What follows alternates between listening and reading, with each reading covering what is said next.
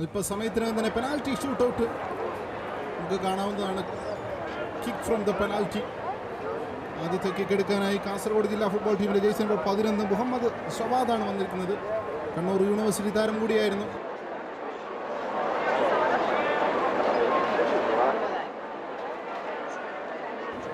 ഷവാദ് ഈസിയായി തന്നെ ഗോൾ കീപ്പറുടെ ഇടത് ഭാഗത്തേക്ക് ഷോട്ട് എടുത്തുകൊണ്ട് ആദ്യത്തെ ഗോൾ നേടാൻ കഴിയുന്നു ഷവാദിന്. ഈ കളിയിലുടനീളം മികച്ച പ്രകടനം നടത്തിയ താരം കൂടിയാണ് ഷവാദ്. എടുത്തു പറയേണ്ടതാണ് ജേഴ്സി നമ്പർ 11 ഷവാദിന്റെ പ്രകടനം.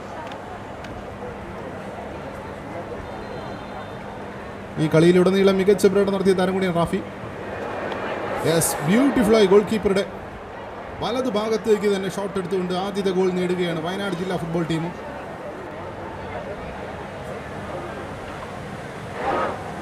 ഈസിയായി തന്നെ അബൂബക്കർ ദിൽഷാദിനും രണ്ടാമത്തെ ഗോൾ നേടാൻ സാധിക്കുന്നു കാസർഗോഡ് ജില്ലാ ഫുട്ബോൾ ടീമിന് അനുകൂലമായി.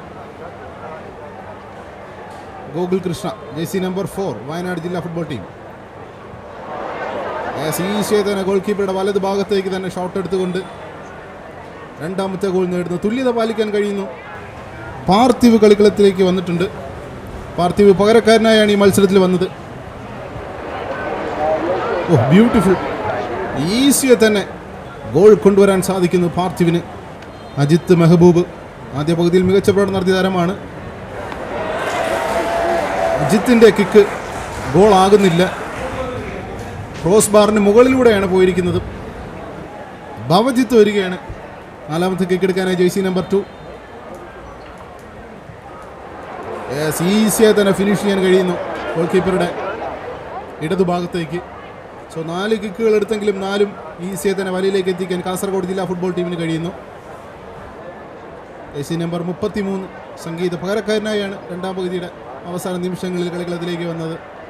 സംഗീത ജേഴ്സി നമ്പർ 33.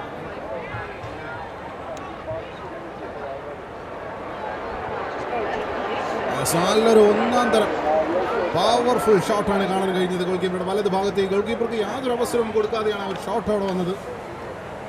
കാസർഗോഡ് ജില്ലാ ഫുട്ബോൾ ടീമിന്റെ ഏറ്റവും നിർണായകമായ പ്രകടനം നടത്തിയ താരങ്ങളിൽ ഒരാൾ രണ്ടാം പകുതിയിലാണ് കൃഷ്ണരാജ് വന്നത്. ഈസിയെ തന്നെ ഫിനിഷ് ചെയ്യുകയും കാസർഗോഡ് ജില്ലാ ഫുട്ബോൾ ടീം 61ാമത് senior inter district state football ചാമ്പ്യൻഷിപ്പിലെ ആദ്യത്തെ മത്സരത്തിൽ വിജയം കണ്ടെത്താൻ കഴിഞ്ഞിരിക്കുന്നു വയനാട് ജില്ലാ ഫുട്ബോൾ ടീമിനെതിരെ.